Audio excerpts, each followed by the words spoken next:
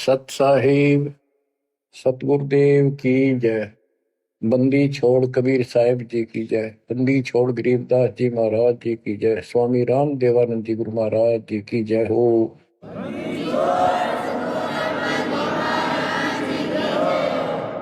सर्व संतों की जय, सर्व भक्तों की जय, धर्मी पुरुषों की जय। श्री काशी धाम की जय, श्री सुडानी धाम की जय, श्री क्रोथा धाम की जय, श्री बरवाड़ा धाम की जय।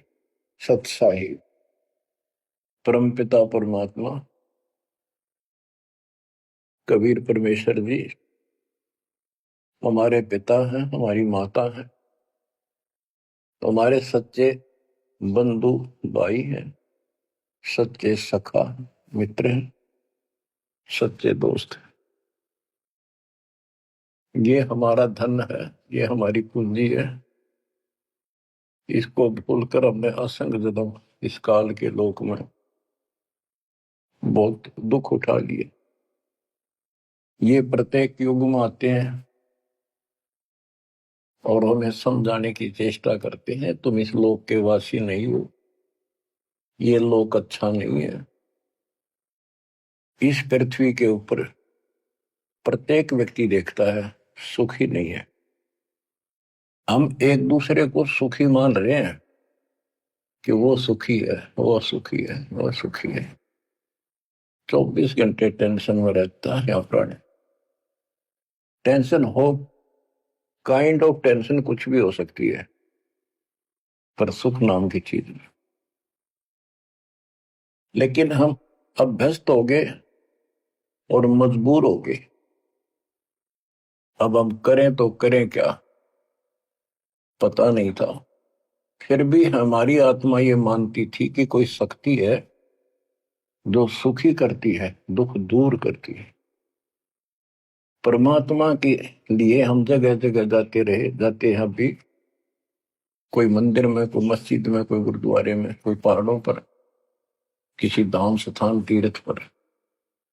किस लिए जाते हैं?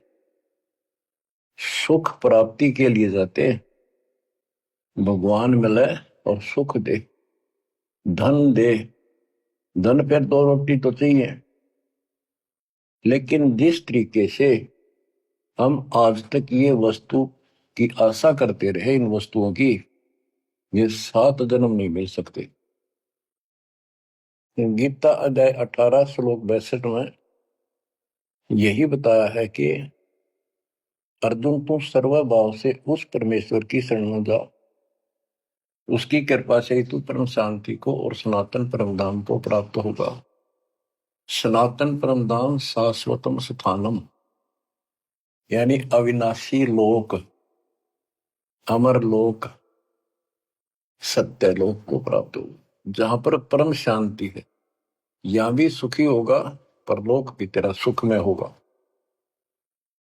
बच्चों, दुखालय बताइयो, गीता अध्याय 8 श्लोक 15 में स्पष्ट किया है कि इस दुखालय, दुख के घर, इस पृथ्वी लोक 21 ब्रह्मांड से निकलने के लिए पूर्ण संत की आवश्यकता पड़ती है।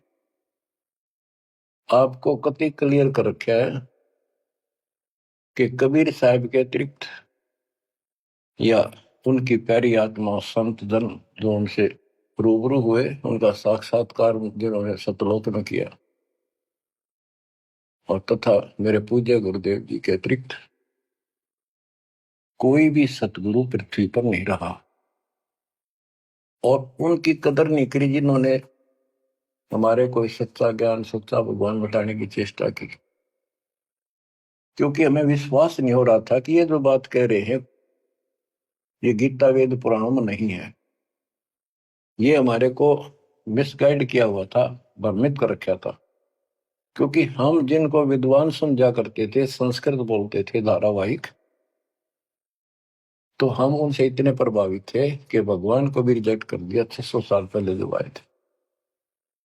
उनकी बातों को सुनकर कि ये अनपढ़ है, अशिक्षित है, और जो ये बातें कह रहा है बेप्रमाणित है, कोई शास्त्रों में नहीं, कोई वेदों में नहीं।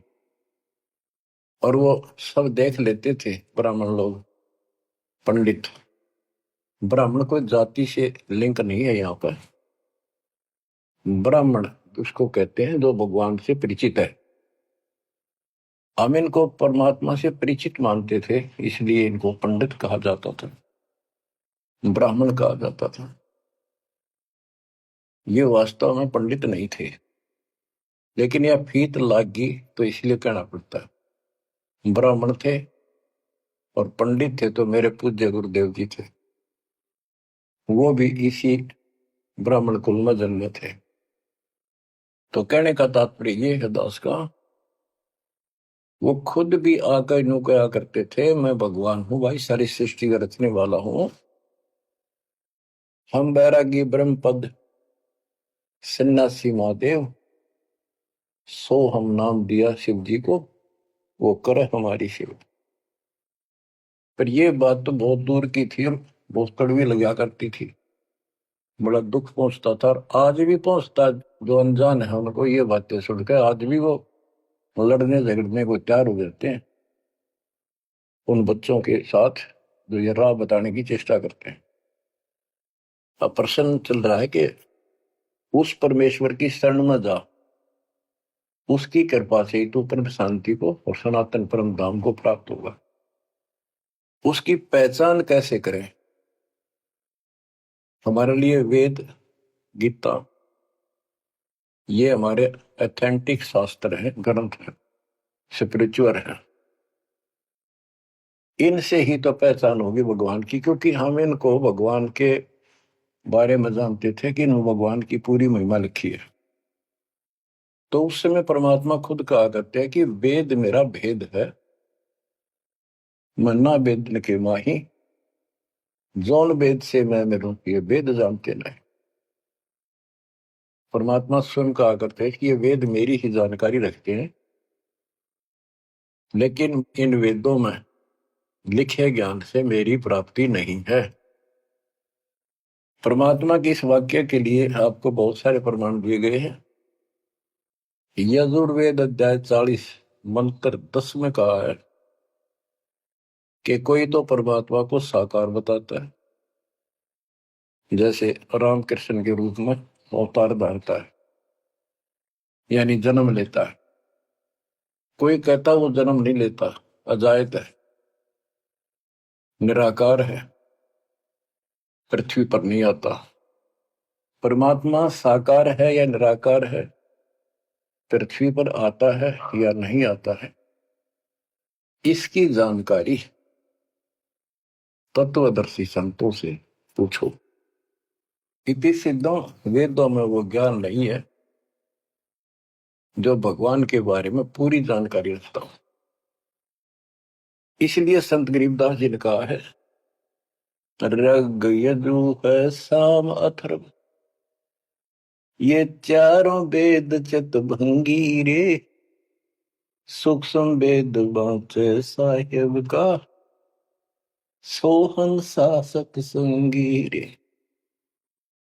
ये चारों वेद भ्रमित ज्ञान है, इनकम्प्लीट है, फिर उसको ढूंढने की थे। जब वो स्पष्ट कर दिया कि उसकी जानकारी किसी संत से पूछो। गीता अध्याय 4 श्लोक 34 में यही कहा है कि वो परमात्मा तत्व ज्ञान से प्राप्त होगा। तत्व ज्ञान तत्वदर्शी संतों के पास होता है। उस ज्ञान को भगवान खुद ही बोलता अपने मुख कमल से आके। तो बच्चों इतना क्लियर कर दिया आपके सामने। गीता अध्याय 4 श्लोक 32 में कहा है कि ब्रह्मण मुखे, यहां इन्होंने रंगा डाल दिया, ब्रह्म ने का अर्थ कर दिया वेद। चौथे अध्याय के 32वें श्लोक में गीता। यह लिखना चाहिए था सच्चिदानंद घन ब्रह्म की वाणी में, इन्होंने लिख दिया वेद की वाणी में। वेद तो आप पर वाणी है, श्लोक है वो तो। सच्चिदानंद घन ब्रह्म की वाणी में, यानी उसके मुख से बोली वाणी में, वो संपूर्ण अध्यात्म ज्ञान है जिससे मोक्ष प्राप्त होता है, जन्म मरण मिटता है, सब पाप कर्म खत्म होते हैं। चौथे अध्याय के 34वें श्लोक में कहा कि उस तत्व ज्ञान को तत्वदर्शी संतों से पूछ। उनको दंडवत प्रणाम करने से, कपट छोड़कर सरलतापूर्वक प्रसन्न करने से वो तत्वदर्शी संत तुझे परमात्म तत्व का ज्ञान कराएंगे। तो बच्चों, इससे सिद्ध होगा कि गीता के अंदर संपूर्ण आत्म ज्ञान नहीं है। उस परमात्म तत्व 18वें अध्याय के 62वें श्लोक में जिस परमेश्वर की शरण में जाने को कहा है, उसकी जानकारी गीता में नहीं है। उसकी प्राप्ति कैसे हुई, ये तो जानकारी है कि गीता ज्ञान दाता से अन्य कोई पूर्ण परमात्मा है, परमाक्षर ब्रह्म है।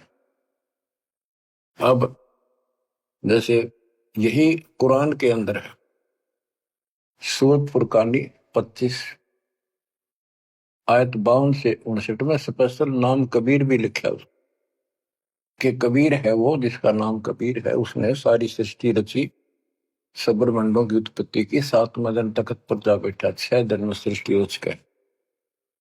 वो कबीर परमात्मा है, वो पाप नाशक है, वो सबका पालन करता है, सबका जन्म दाता है, उत्पत्ति करता है। उसकी खबर किसी बाखबर से पूछ देखो। इति सिद्धम कुरान में संपूर्ण अध्यात्म ज्ञान नहीं है और उस परम अक्षर ब्रह्म की जानकारी नहीं है। जैसे कुरान शरीफ बोलने वाले अल्लाह ने स्पष्ट कर दिया, वो परमात्मा कोई और है जिसने 6 दिन में सृष्टि रची, 7वें दिन तख्त पर जा बैठा। उसकी खबर उसको भी नहीं है।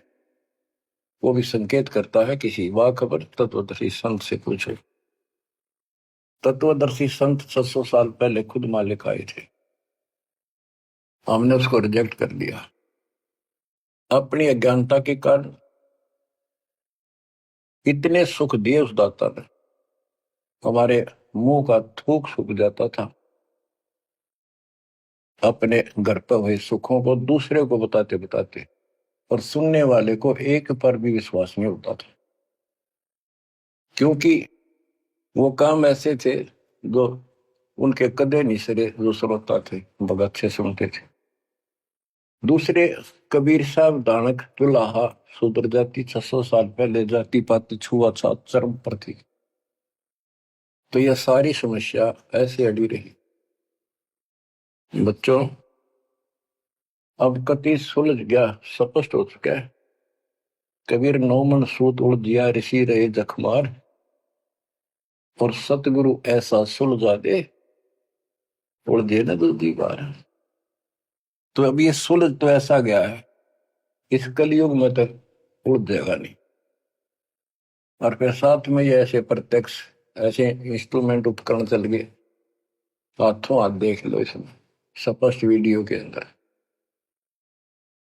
अब कमी रहेगी तो आपकी और हमारी रहेगी, क्योंकि हम आदी हो गए इस गंदे लोक में इन दुखों को सुख मान रहे हैं। गर्मी यहां सतावे, सर्दी दुखी यहां करे, बारिश ज्यादा हो जा, फ्लड आ जा, घर छोड़ कर भाग जा, कीड़े मकोड़े की तरह पता नहीं कहां बैठना होगा। आज सब कुछ ठीक लग रहा है, सेकंड के अंदर पता नहीं क्या बिजली गिर जाए। तो बच्चों, उस परमात्मा की पहचान करनी बड़ी कठिन है, और आपको पहचान कति स्पष्ट शब्दों में हो चुकी है। आज आपको उस परम पिता के कलयुग में प्रकट होने के विषय में जानकारी शुरुआत करता हूं। गरीब ना सतगुरु जननी जने, उनका मान बाप, पिंड ब्रह्मंड से रहित है, ना जाति नु ताप। सतयुग में सत सुकृत का तेरा, त्रेता नाम मुनिंदर मेरा। द्वापर में करुणा में कहाया, कलयुग नाम कबीर धराया। चारों युग में संत पुकारे, कूक कहा हम हेल रे। हीरे मोती मानक वर्षे, यो जग चुगता ढेल रे। बच्चों, हम रोटी वही खाते हैं डेली, वही भोजन होता है, सब्जी का फेर बदल थोड़ा बहुत हो जाता है। सही भूख लगे ना, रोटी सब्जी की जरूरत को ना, सूखी रुखी रोटी वो भी खा जाए इंसान। और जिस दिन वो खाना खाने में रुचि होती है, ऐसे लगता है कि ये तो सुबह भी यही था, शाम ने भी यही। ये नखरे तब होते हैं तो उसके शरीर में कोई रोग निकट है, उसको कोई रोग घेरने वाला है, तो उसका इलाज है। कहते कबीर पिछले पाप से हरि चर्चा ना बावे, और जैसे जबर के वेगते भूख विदा हो जाए। तो इसी प्रकार जिनको ये लगे कि ये बहुत बार सुननी पड़ रही, रोटी रोज खाते हैं, सुबह भी दोपहर भी शाम भी, अगर रुचि है उनमें तो स्वस्थ हो, नहीं तो अस्वस्थ हो गए। अस्वस्थ व्यक्ति को रोटी भी कड़वी लगती है, लेकिन उससे भी कड़वी गोली खानी पड़ेगी, तब वो रोग कटेगा। तो इसलिए परमात्मा की चर्चा जितनी बार सुनो वो उमंग न्यारी होनी चाहिए, और कल्पनाएं उस बालक के चरणों में जानी चाहिए। वो किस लिए आता है? वो आपका बाप है, वो आपका जनक है, वो आपकी माँ है। माँ बाप तो न्यारे न्यारे दुखी हुआ करे अपने बच्चों के लिए, वो एकला ही माँ के दुख में भी और पिता के रूप में भी वो एकला दुखी हो रहा है। और आप इस गंदे लोक में आके इतने रच गए, इस पाप ने भी, इस दुख ने घसीटना उचित समझते हो, क्योंकि आपको पता नहीं कि सुख क्या चीज होती है। 21 ब्रह्मांड में सुख नाम की चीज नहीं है, इसलिए उसकी तुलना करें किससे? अब आपका भी दोष नहीं।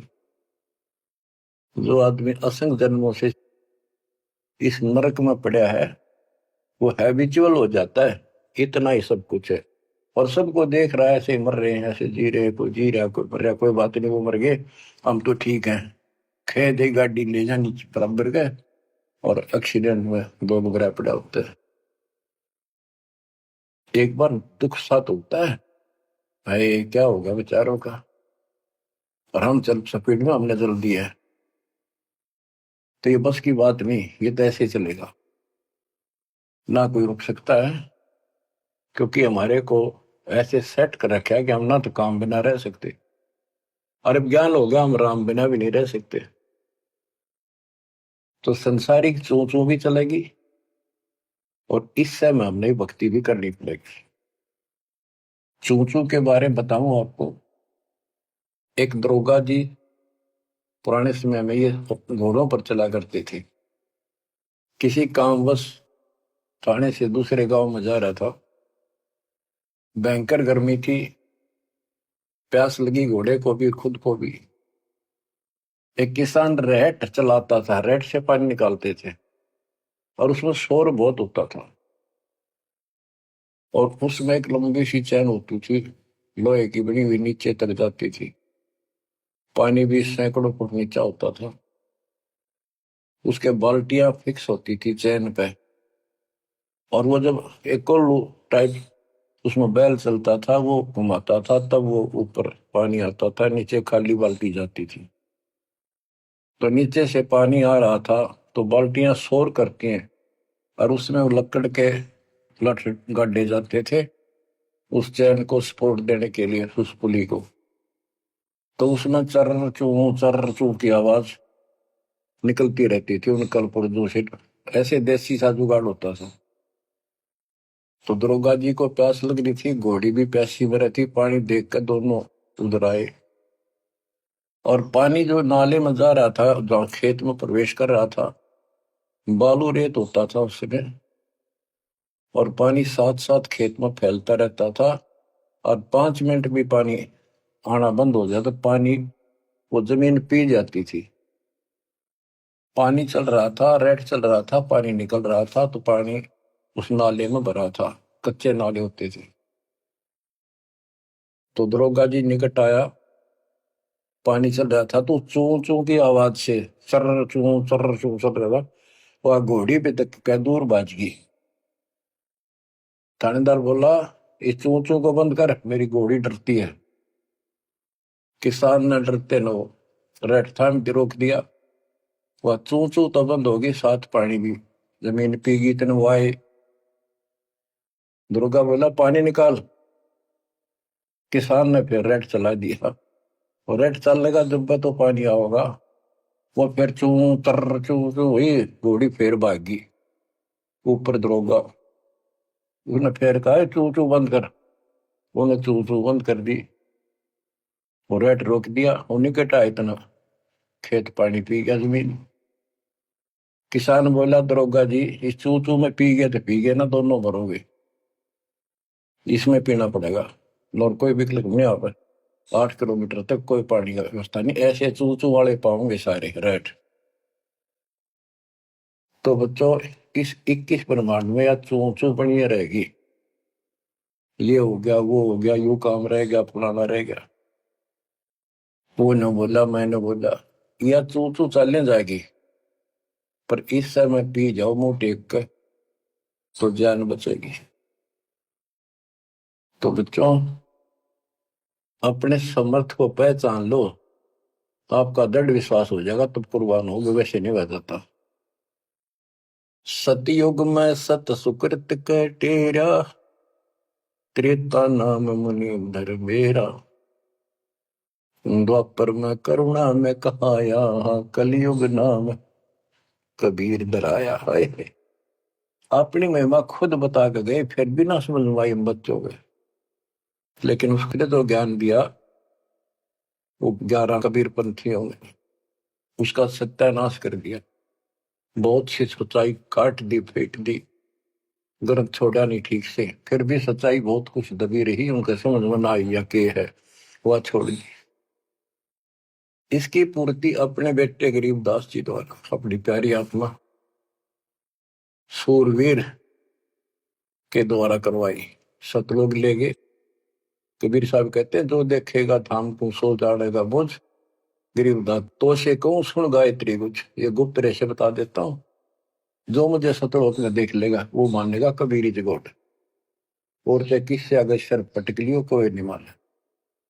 तो आप शिक्षित किए दाता, ताकि मेरे बच्चे पहचान ले अपने लाल को, तो अपने पिता को। संत गरीबदास जी ने कलम तोड़ में मंगा रखी है। एक एक वाणी सत्य कति आंखों देखी लिख रखी। गरीब 84 बंधन कटे, अकिन्नी कल्प कबीर।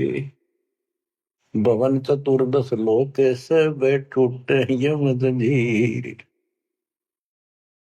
गरीब अनंत कोटि ब्रह्मांड में बंदी छोड़ कहाए, सो तो एक कबीर है, जननी जन्यान माई। गरीब शब्द स्वरूपी साहेब धनी, शब्द सिंध सब माही। बाहर भीतर रम रहा, जहां तहां सब ठाई। देखो, ये सूक्ष्म वेद है। ये केवल एक ग्रंथ नहीं है, ये सूक्ष्म वेद है। गीता अध्याय 7 श्लोक 19 में कहा है कि वासुदेव सर्वमिति स महात्मा सो दुर्लभ है। ये संत गरीबदास जी वो महात्मा थे, जो उस सर्वव्यापी, सबका मालिक, सारी सृष्टि के ऊपर रमा हुआ, सब जगह जिसका वास है, उसकी जानकारी रखते थे। कहते हैं, गरीब शब्द स्वरूपी साहेब तनी, शब्द स्वरूपी यानी अविनाशी, और शब्द सिंधु सब माही। उस अविनाशी की शक्ति सबके अंदर विद्यमान है। बाहर भीतर सब ठाही, सब जगह, सब लोकों में वो वासुदेव है। गरीब जल थल पृथ्वी गगन में, बाहर भीतर एक, पूर्ण ब्रह्म कबीर है, अविगत पुरुष अलेख। और क्या बोलते हैं, गरीब सेवक होकर उतरे इस पृथ्वी के माही। जीव उदाहरण जगत गुरु, बार बार बलि जाही। कि दास बनकर, क्योंकि वो खुद कहते हैं 2 दिन मेरे शरण ताका हूं मैं दास, और गैल गैल लग गया फिर जो तक धरती आकाश। गरीब सेवक होकर उतरे इस पृथ्वी के माए, उतरे ऊपर तारे। जीव उदाहरण, जीवों का कल्याण करने के लिए वो जगत गुरु जिस पर मैं बार बार कुर्बान जाऊं। गरीब काशी पूरी कष्ट किया, उतरे अदर आधार, मोमिन को मुजरा हुआ जंगल में दीदार। बच्चों यह कथा आपने सुन रखी है। नीरू निमा वाली आत्मा वो थी जो द्वापर युग में सुदर्शन जी के माता पिता थे। सुदर्शन जी भगवान के चरणों में चिपक चुके थे, पूर्ण रूप से ज्ञान समझ चुके थे। माँ बाप नहीं मानते थे, आखिरी सांस तक नहीं माने, विरोध न करे। जब उनके माता पिता को खूब समझाने की चेष्टा की, गुरु जी से भी कहा, परमात्मा खुद आए थे करुणामय नाम से, उन्होंने भी कोशिश की इनको समझाने की, पर नहीं माने। मृत्यु होगी माता पिता की, सुदर्शन टेंशन में रहने लग गया। परमात्मा तो जानी जानते, कहने लगे बच्चा क्या दुख होगा। परमात्मा बोले करुणामय जी कि बेटा एक दिन तो सबने मरना होगा, मरे बिना भगवान नहीं मिले, आपने भी तो मरना है। यानी वो लीला करा करते कोई समझ नहीं सकता है भगवान है। 120 वर्ष रह गया हमारे साथ काशी में, एक दानक के घर पर कपड़ा बुनना है आखिरी सांस तक। कौन समझे भगवान है?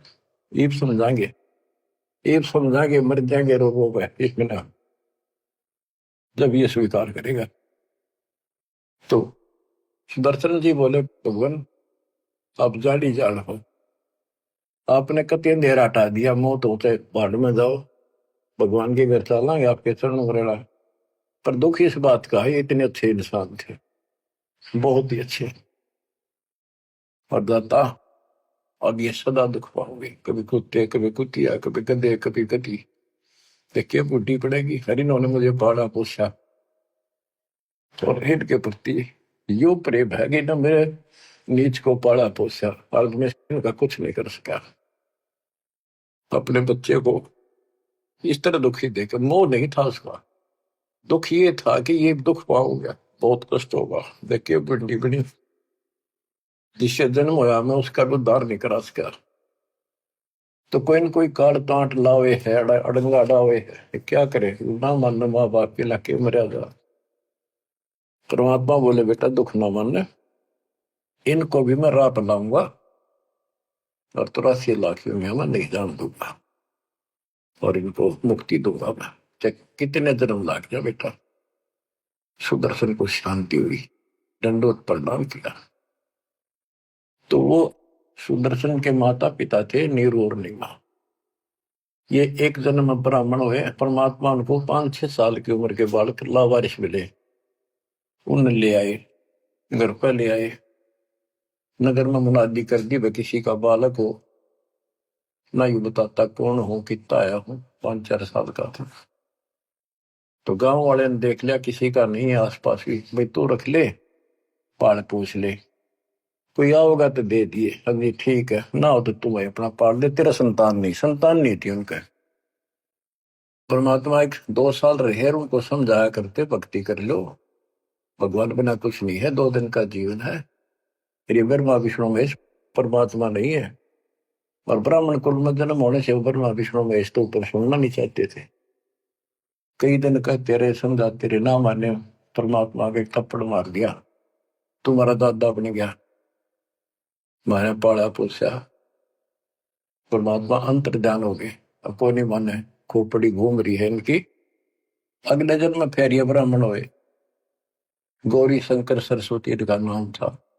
पहले इनकी मरोड़ तोड़ी जाता ने, देख सोचल धर्म में करूं अपने जन्म के काज, नक्ष पूजो मार दो मन नरसिंह दर के साथ। नरसिंह बता कोई जीव जानवर नहीं, आदमी नहीं, ईसा बन गए, कहते मैं इसे भी काम कर दिया। तो बच्चों जैसे नित्यानंद जी ब्राह्मण थे, तहसीलदार थे, वो भी खुद कहते ब्राह्मण कुल में जन्म था, मैं करता बहुत मरोड़े, गुरु गुमानी दास ने दिया को बदगढ़ तोड़े। ये गौरी शंकर और सरस्वती नाम के दो पवित्र आत्मा थी, ब्राह्मण थे, निस्वार्थ प्रचार करते थे शिव जी भगवान का, शिव पुराण की कथा करते थे। आप तक कोई दे जाता, उसमें निर्वाह चलता था, और कोई कर्मकांडी नहीं थे ये, ना किसी को मिसगाइड करते थे। इनकी महिमा ज्यादा होगी, दूसरे स्वार्थी पंडित इनसे नफरत करने लगे, ईर्षा करते थे। मुसलमानों को पता लग गया कि सबसे ज्यादा धर्म प्रचार यू कर रहा है नीरू, यानी गौरी शंकर, और सारे ब्राह्मणी से खिलाफ है। तो उन्होंने जबरदस्ती जाके एक दिन 5-10 मस्टंडा ने उसके घर पे अपने मुसलमानों का जूठा पानी छिड़क दिया, उसके मुंह में डाल दिया, और आसपास के लोगों को आवाज लगा दी, भाई कैसे आ रहे हो तुम, भाइयों गौरी शंकर मुसलमान बन गया। वो मुसलमानों ने बाहर खड़े हो गए, मुंह आवाज लगा दी।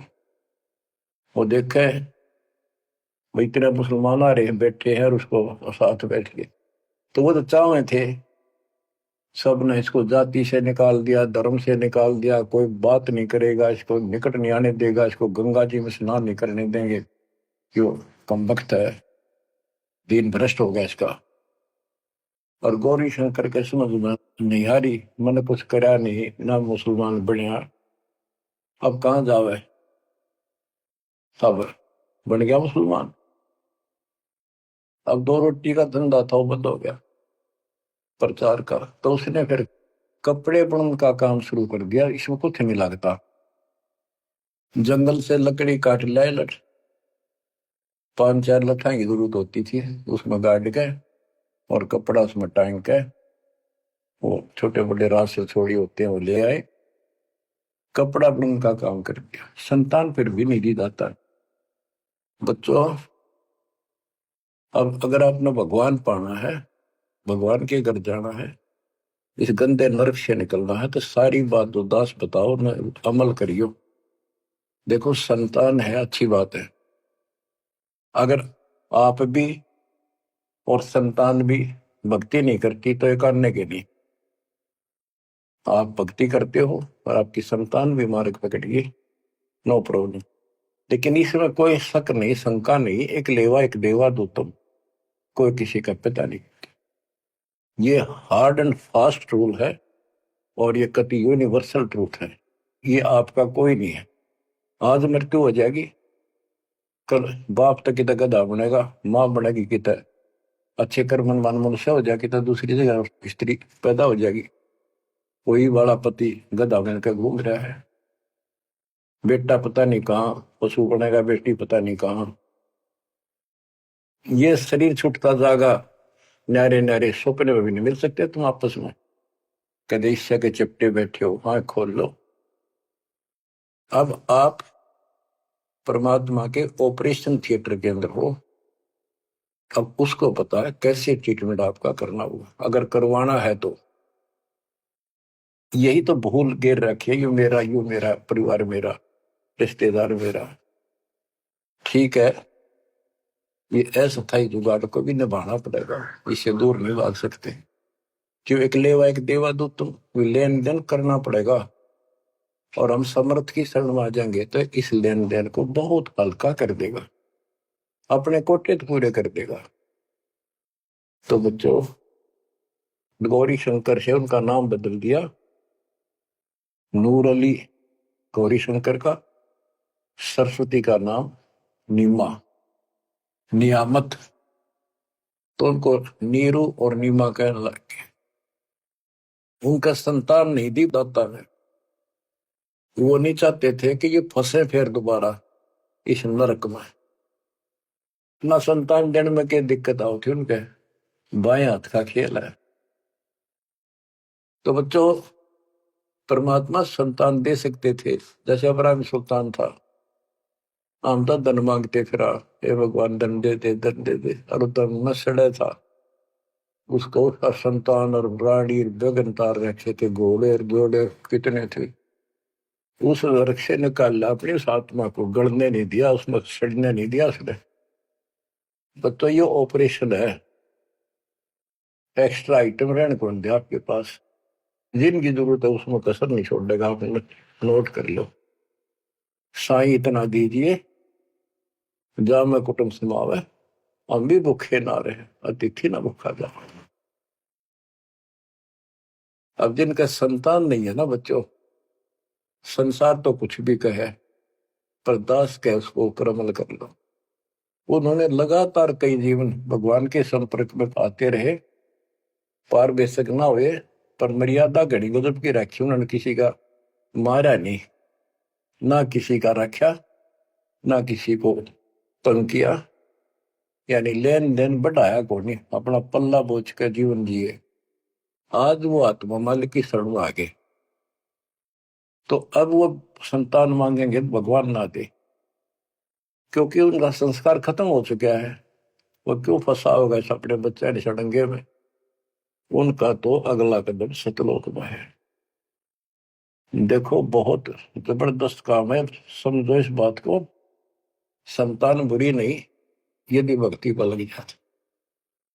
अब किसी का लड़की लड़की है, लड़का नहीं। लड़कियां का वहम कहां से पैदा हुआ? इन पैदा कर रखा था इन नकलियों में कि बेटा ना होया था के जी ना है।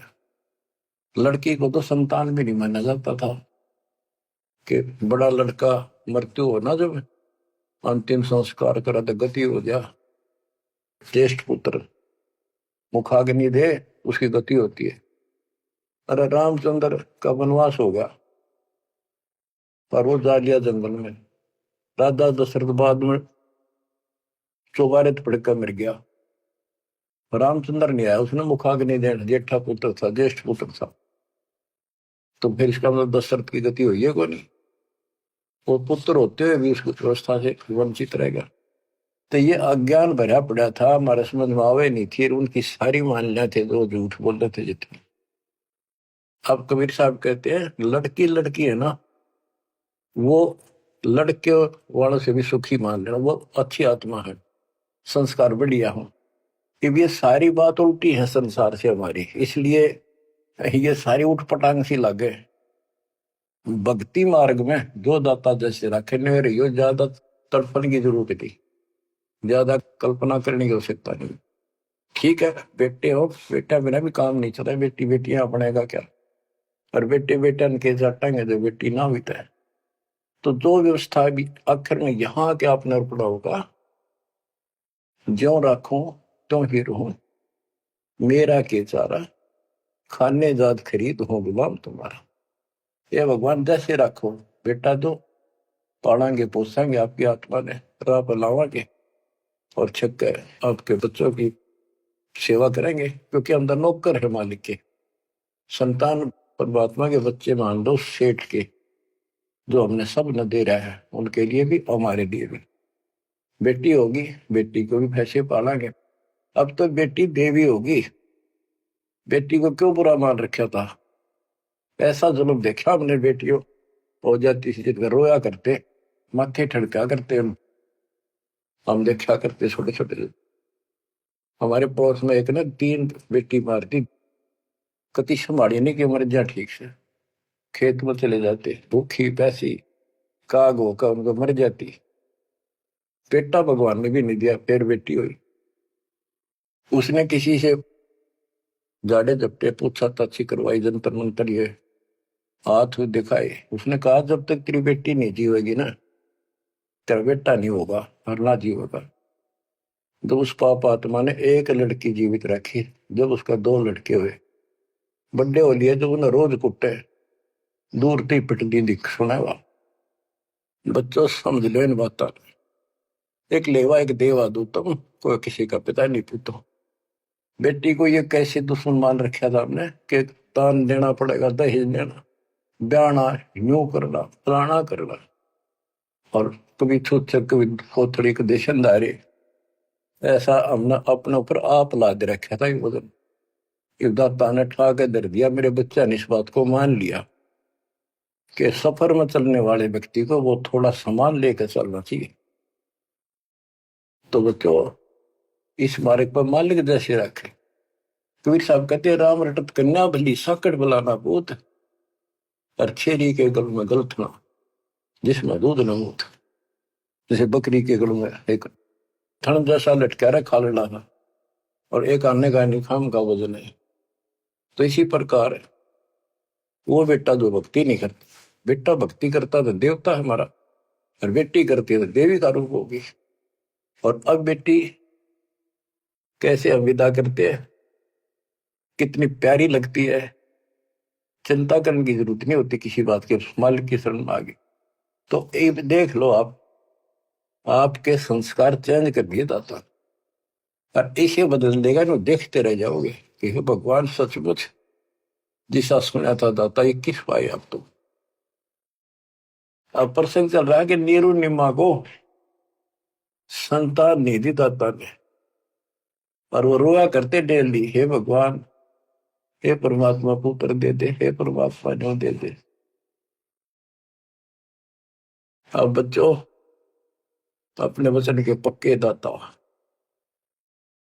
कि दो दिन मेरी शरण है ताका हूं मैं दास, और गेल गेल ला गया करो जब तक धरती आकाश।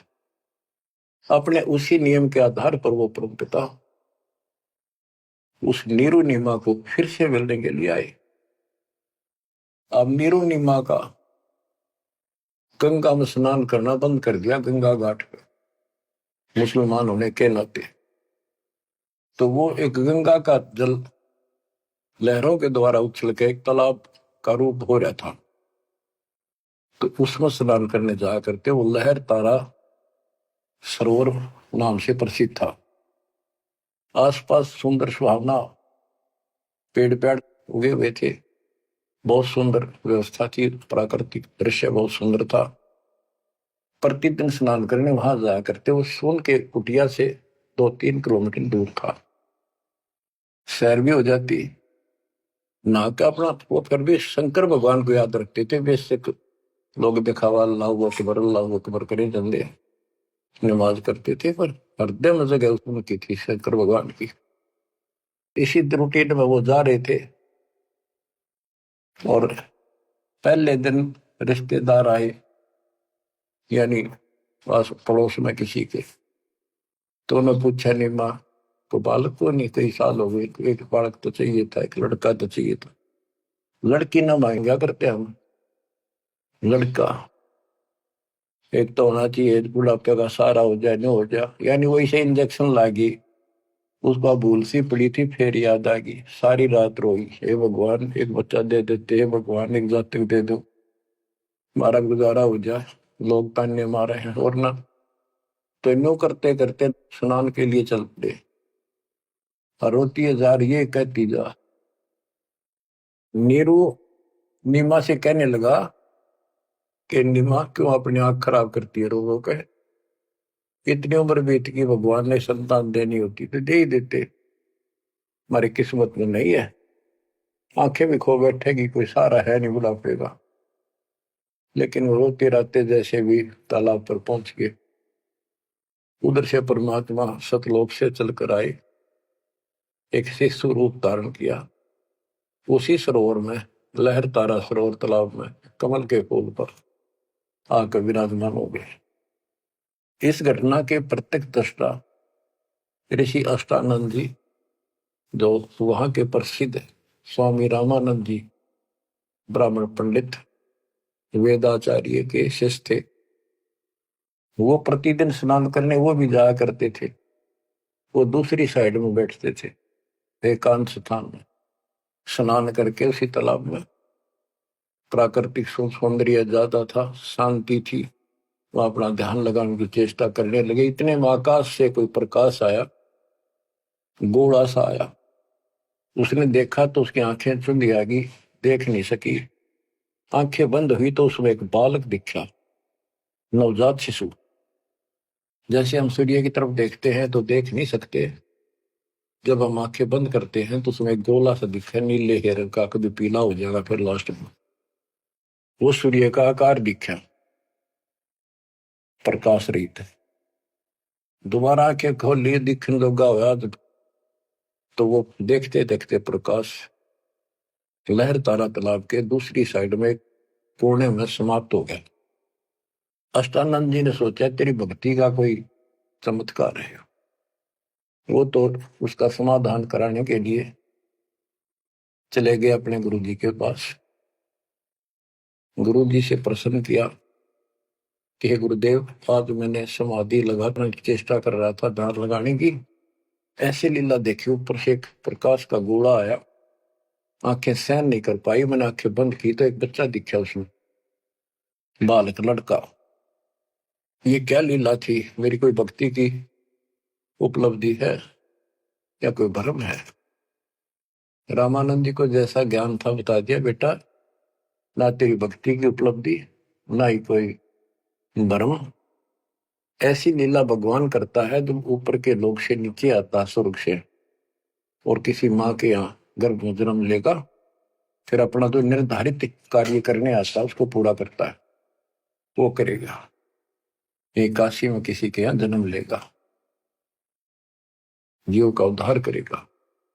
अष्टानंद शांत हुआ, रामानंद अपना काम लग गया। ब्रह्म मुहूर्त होता है सुबह सुबह का 1.5 घंटा पहले सूर्योदय से, और वो सुबह का अंधेरा बहुत जल्दी भाग गया करे।